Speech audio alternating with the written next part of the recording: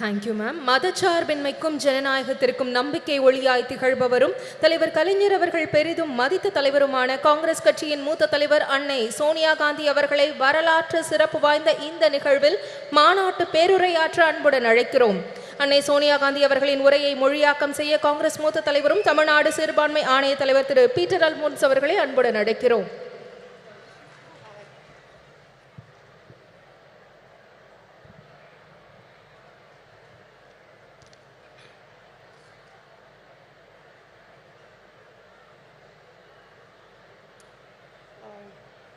I think it's too high, no? No. Leave it.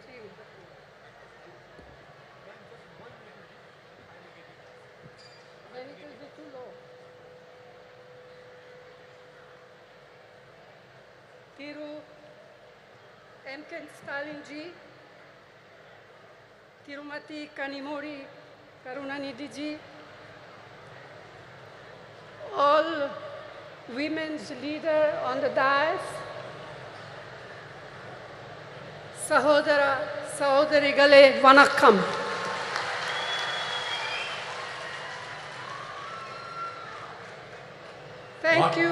Thank you, Chief Minister of Tamilnadu, Thiru MK Stalin, for inviting me to this Women's Rights Conference. We are assembled here to commemorate the work and memory of the great son of India, Thiru Dr. K. Karunanidhi, lovingly called Kalengya. மாண்புமிகு ஸ்டாலின் அவர்களே, அன்பிற்குரிய கனிமொழி அவர்களே, மேடையிலே அமர்ந்திருக்கக்கூடிய மகளிர் தலைவர்களே, இந்த அருமையான நாளில் ஒரு மாபெரும் தலைவருடைய 100 ஆண்டு விழாவை முன்னிட்டு நடத்தப்படுகின்ற இந்த மகளிர் உரிமை மாநாட்டிற்கு என்னை அழைத்த முதலமைச்சர் ஸ்டாலின் அவர்களுக்கு என் நெஞ்சார்ந்த நன்றியினை தெரிவித்துக் கொள்கிறேன். A leader of many talents, a writer, a poet, a journalist, a chief minister of many terms, but above all, a leader who believed deeply in the upliftment of the deprived.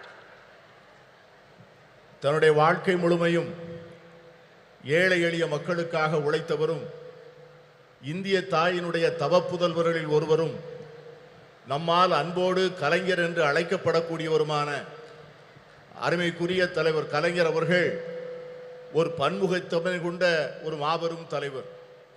ஒரு எழுத்தாளராக, ஒரு பத்திரிகையாளராக, ஒரு முதலமைச்சராக, ஒரு நிர்வாகியாக அவர் ஆற்றிய பணிகள் மகத்தான பணிகள். He believed in equality of all, regardless of faith, caste, language or region. And ahead of his time, he was a champion of gender equality, which has now become something of a national movement. மாநிலம், மொழி, சாதி, மத நம்பிக்கை இவற்றிற்கெல்லாம் அப்பாற்பட்டு எல்லோரையும் சமத்துவமாக பார்க்கக்கூடிய ஒரு அருமையான தத்துவத்திலே அவர் நம்பிக்கை கொண்டிருந்தார். தன்னுடைய வாழ்நாளின் போது அதிகமாக பேசப்படாத பாலின சமத்துவத்தை அவர் சிந்தித்து அதற்காக போராடுகின்ற ஒரு போராளியாக தன்னை அடையாளப்படுத்தி கொண்டார். இன்று அது ஒரு தேசிய இயக்கமாக கொண்டாடப்படுகின்ற சூழ்நிலை உருவாகி இருக்கிறது. Our women have made India proud in multiple fields and sectors, in spite of the shackles of tradition, patriarchy, and culture that stood on the way. This struggle for equality has had many ups and downs. But today, Indian women shine in many spheres. To mention just a few: science, knowledge, skills, culture, and sports, and politics. And above all, as centers of our families and leaders of people. நம்முடைய பெண்கள் இந்தியாவிலே மிக மகத்தான சாதனைகளை செய்திருக்கிறார்கள். மரபு வழி சமூகம், ஆணாதிக்க சமூகம், கலாச்சாரம் என்கிற தடைகளை எல்லாம் மீறி அவர்கள் மிக அருமையான சாதனைகளை செய்து முடித்திருக்கிறார்கள். இந்த நீண்ட நெடிய போராட்டத்தில் ஏற்றங்களும் இருந்திருக்கின்றன, இரக்கங்களும் இருந்திருக்கின்றன. ஆனால் இன்று இந்திய பெண்கள் பல்வேறு துறைகளிலே ஒளிர்கிறார்கள். சிலவற்றை சொல்ல வேண்டும் என்று சொன்னால், விஞ்ஞானத்திலே, அறிவிலே, ஆற்றலிலே, கலாச்சாரத்திலே, விளையாட்டிலே, இவை எல்லாவற்றிற்கும் மேலாக நம்முடைய குடும்பத்தினுடைய மைய பொருளாக, மக்களுடைய தலைவர்களாக அவர்கள் ஆற்றுகின்ற பணி மகத்தானது. இருந்தாலும் கூட இந்த போராட்டம் இன்னும் நீண்ட தூரம் பயணிக்க வேண்டும், இன்னும் பல்வேறு தடைகளை தாண்ட வேண்டும். Yet, we all know this struggle continues, and there are many more frontiers to cross, especially for our disadvantaged sisters. இருந்தாலும் நம்முடைய ஏழை எளிய சகோதரிகள் இன்னும் ஏராளமான தடைகளை தாண்டித்தான் இந்த சமத்துவத்தை பெறுவதற்கான சூழ்நிலை உருவாகி இருக்கிறது. The remarkable non-violent freedom struggle led by Mahatma Gandhi placed a strong emphasis on gender equality. In 1928, the draft constitution was being crafted under the chairmanship of Motilal Nehru, and the Karachi Resolution of 1931, framed by Jawaharlal Nehru. Both these documents championed women's rights, advocating for equal voting rights, political and economic rights, and fair wages. They laid the foundation for women to play an equal role in our nation's building. They embodied the promise of universal suffrage, gender equality, and the socialist equitable society. And this spirit continued when the Constitution of India, under the leadership, chairmanship of Dr. B.R. Ambedkar, was ultimately framed. Mahatma காந்தியினுடைய தலைமையிலே ஏற்றுக்கொள்ளப்பட்ட சாத்வீகமான வன்முறையற்ற சுதந்திர போராட்டம் மகளிர் சமத்துவத்தை முன்னிலைப்படுத்தியது.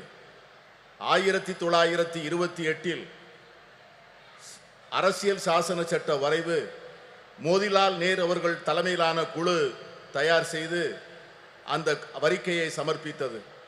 அதற்கு பிறகு கராச்சியிலே நடந்த அகில இந்திய காங்கிரஸ் மாநாட்டில் இந்த தேசத்தினுடைய முதல் பிரதமர் ஜவஹர்லால் நேரு அவர்கள் கராச்சி தீர்மானம் என்கிற பெயரிலே வடிவமைக்கப்பட்ட தீர்மானங்கள், இந்த இரண்டு ஆவணங்களும் பெண்களுடைய உரிமைகளை கொண்டாடுவதிலும் அவர்களுக்கு வாக்குரிமை அளிப்பதிலே சமத்துவம் வழங்கப்பட வேண்டும் என்பதையும், பொருளாதாரத்திலும் அரசியலிலும் செயல்பாடுகளிலே அவர்களுக்கு சரியான பங்கு தரப்பட வேண்டும் என்பதையும் வலியுறுத்தியது.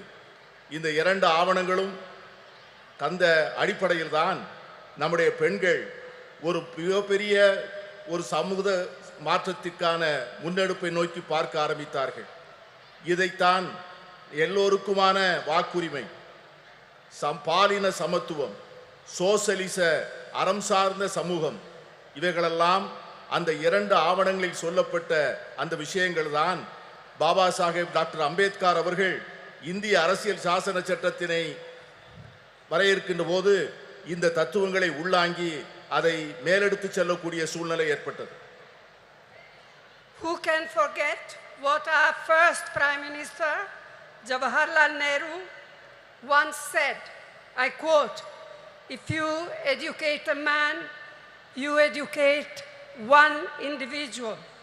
However, if you educate a woman, you educate a whole family. Women empowered means India empowered," unquote. ஒரு பெண்ணை நீ படிக்க வைத்தால் ஒரு ஆணை நீ படிக்க வைத்தால் ஒரு தனி நபரை மட்டும் படிக்க வைக்கிறாய். ஆனால் ஒரு பெண்ணுக்கு கல்வி கற்றுக் கொடுத்தால் ஒரு குடும்பத்திற்கே கல்வி கற்றுத் தரப்படுகிறது. மகளிரை அதிகாரப்படுத்தினால் இந்தியாவை அதிகாரப்படுத்துகிறோம் என்கிற ஜவஹர்லால் நேரு அவர்களுடைய வார்த்தைகளை யார் மறக்க முடியும்? And we cannot ever forget the inspiring role Indira Amma in showing how a woman can lead with strength, ability and leadership, combined with a deep sensitivity to the abolition of poverty. அன்னை இந்திரா காந்தி அவர்கள் காண்பித்த தலைமைத்துவம், அவர்கள் காண்பித்த ஆற்றல், அவர்கள் காட்டிய வழிகாட்டுதல் ஒரு பெண் எப்படி தலைமையேற்று செயல்பட முடியும் என்பதற்கான மிகப்பெரிய எடுத்துக்காட்டு. ஏழை எளிய மக்களுக்கான நல்வாழ்வை அளிப்பதற்கும் வறுமையை ஒழிக்க வேண்டும் என்கிற அர்ப்பணிப்போடும் அவர்கள் ஆற்றிய பணியை யாரும் மறக்க முடியாது.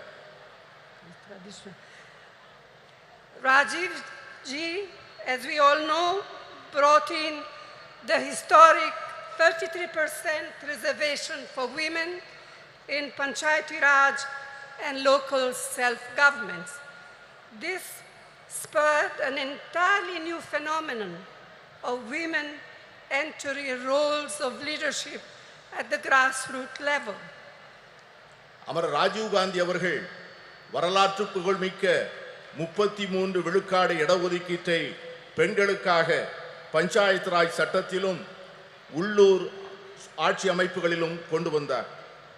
அந்த சட்ட திருத்தமானது சமூகத்தினுடைய அடித்தளத்திலே ஒரு மிகப்பெரிய மாற்றத்தை ஏற்படுத்தி பெண்களுக்கு தலைமை பொறுப்புகளை அளித்து ஒரு பெரிய சமூக புரட்சிக்கு வித்திடுகின்ற மிகப்பெரிய திட்டமாக அது அமைந்தது.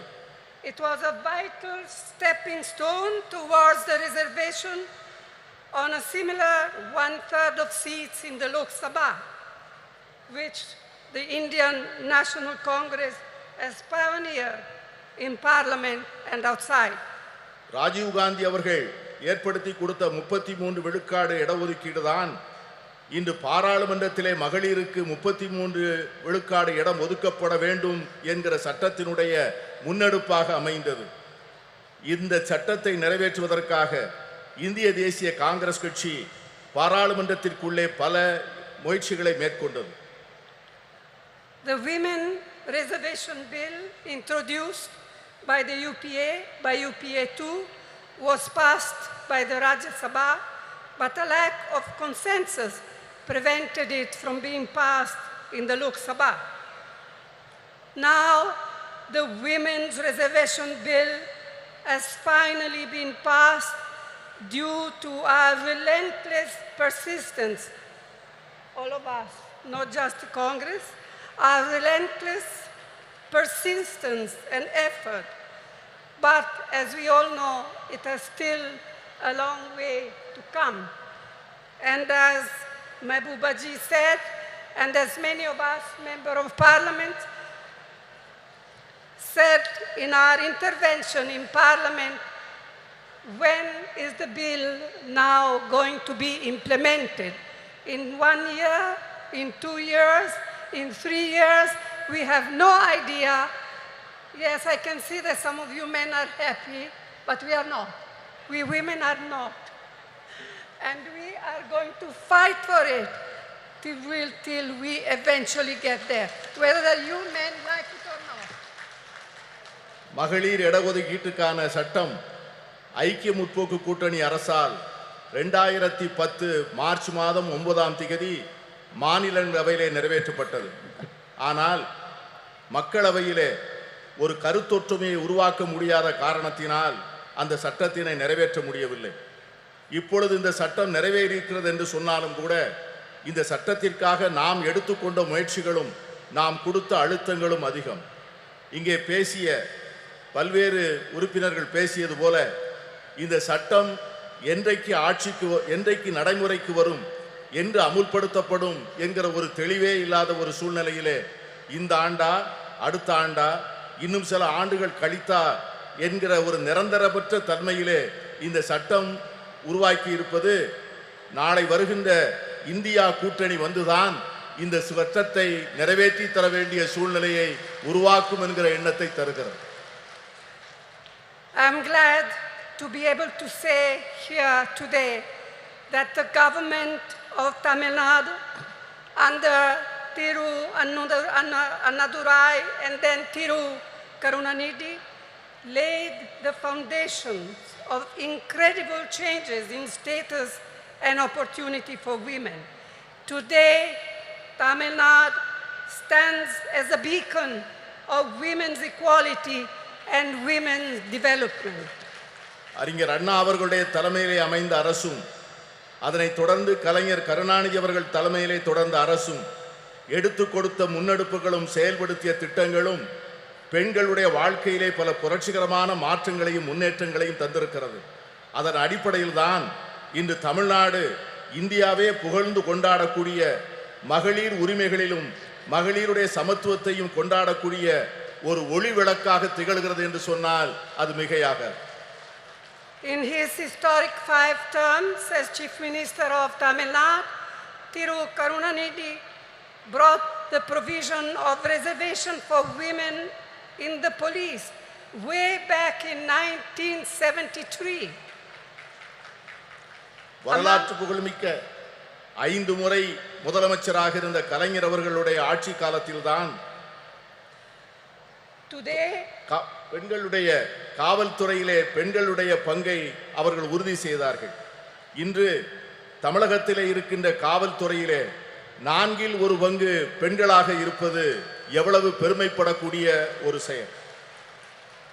Today, 1/4 of its police force, of Tamil Nadu police force, are women. இன்று இருக்கின்ற காவல்துறையினரில் 1/4 சார்ந்தவர்கள் பெண்கள் என்கிற சூழ்நிலை இருக்கிறது.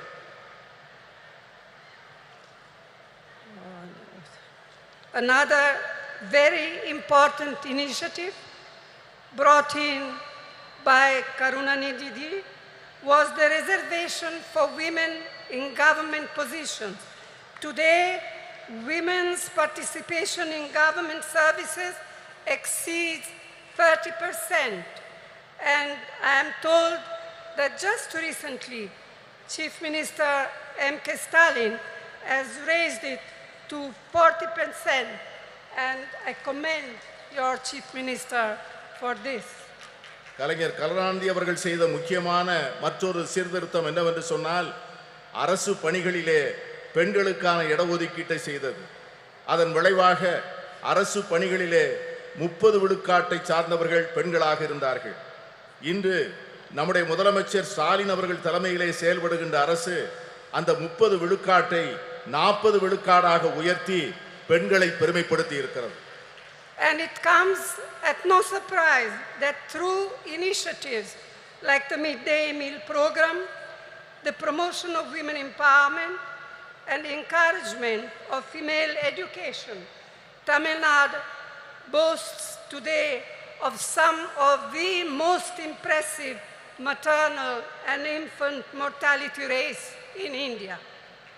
பெண்களுடைய நல்வாழ்வுக்காக தமிழக அரசால் எடுத்துக்கொள்ளப்பட்டிருக்கின்ற பல்வேறு திட்டங்கள், சத்துணவு திட்டங்கள், பெண்களுடைய நல்வாழ்வுக்காக எடுத்துக்கொள்ளப்படுகின்ற மருத்துவத்துறையிலே செயல்படுத்தப்படுகின்ற திட்டங்கள், தாய்மார்களுக்காகவும் பால் குடிக்கும் சேய்களுக்காகவும் அரசாங்கம் நிறைவேற்றுகின்ற பல்வேறு திட்டங்கள் மிக சிறப்பாக செயல்படுகின்ற காரணத்தினால்தான் இன்று தமிழ்நாட்டிலே தாய் சேய் இறப்பு விகிதம் இந்தியாவிலேயே மிக குறைந்த நிலையிலே இருப்பதற்கு காரணம் அதுதான். It is unfortunate that many of these efforts and programs to help to empower women have not been reflected at the national level. In fact, instead of mitigating problems faced by women, the last 9 years have seen a sustained effort on part of the Modi government to turn our women purely into symbols, to be counted and appreciated only in their restricted traditional roles in a patriarchal framework. கடந்த சில ஆண்டுகளாக கடந்த 9 ஆண்டுகளாக மோடி அரசினுடைய நடவடிக்கைகள், இந்த நாம் ஏற்றுக்கொண்டிருக்கின்ற திட்டங்கள், நாம் பெற்றுத்தந்த உரிமைகள், கடந்த 70 ஆண்டுகளிலே நாம் செய்த நல்ல முயற்சிகளை எல்லாம் சீரழிக்கின்ற வகையிலே செயல்படுவது நமக்கு ஏற்பட்டிருக்கிற மிகப்பெரிய துரதிர்ஷ்டம். பெண்களை ஒரு அடையாள சின்னமாக மாற்றி பழமையிலும் மரபு வழியிலும் ஏற்கனவே பின்பற்றி வருகின்ற பாரம்பரிய சூழ்நிலையில் மட்டும்தான் பெண்கள் இருக்க வேண்டும் என்று எண்ணுகிறது இந்த அரசை ஒழிய அவர்களுக்காக ஒரு புதிய சுதந்திரத்தையும் உரிமைகளையும் அளிக்க அவர்கள் தயாராக இல்லை. இதை போலத்தான் எல்லா துறைகளிலும் எல்லா சுதந்திரத்திற்கும் சமத்துவத்திற்கும் அறம் சார்ந்த சமுதாயத்திற்குமாக நாம் பெற்ற அனைத்து உரிமைகளையும் கடந்த 9 ஆண்டுகளாக அவைகள் அனைவரும் தொடர்ந்து முறையாக சீரழிக்கப்பட்டு வருவதை நான் சுட்டிக்காட்ட விரும்புகிறேன். I am confident that we, the like-minded parties of the India Alliance, can and will take urgent steps needed to make women's equality a reality. நான் உறுதியாக நம்புகிறேன், நாம் ஏற்பாடு செய்திருக்கிற இந்தியா கூட்டணி என்கிற இந்த அற்புதமான ஏற்பாடு இதை போன்ற சமச்சீரற்ற தன்மைகளை எல்லாம் நீக்கி பெண்களுக்கு உண்மையாகவே அவர்களுக்கு ஒரு சமத்துவ உலகை உருவாக்கி கொடுப்பதற்கான மிக அவசரமான நடவடிக்கைகளை நிச்சயம் மேற்கொள்ளும் என்று நான் உறுதியாக நம்புகிறேன். And it is my fervent hope that we in the India Alliance will see to it that the bill will be implemented as soon as possible.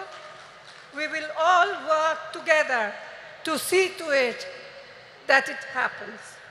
நான் உறுதியாக சொல்லுகிறேன், இந்தியா கூட்டணி என்பது நிச்சயமாக இந்த மகளிர் இடஒதுக்கீட்டுக்கான சட்டத்தை நிறைவேற்றிய தீரும். அதை நிறைவேற்றி ஒரு நல்ல சூழ்நிலையை நாம் ஏற்படுத்திய தீர்வோம்.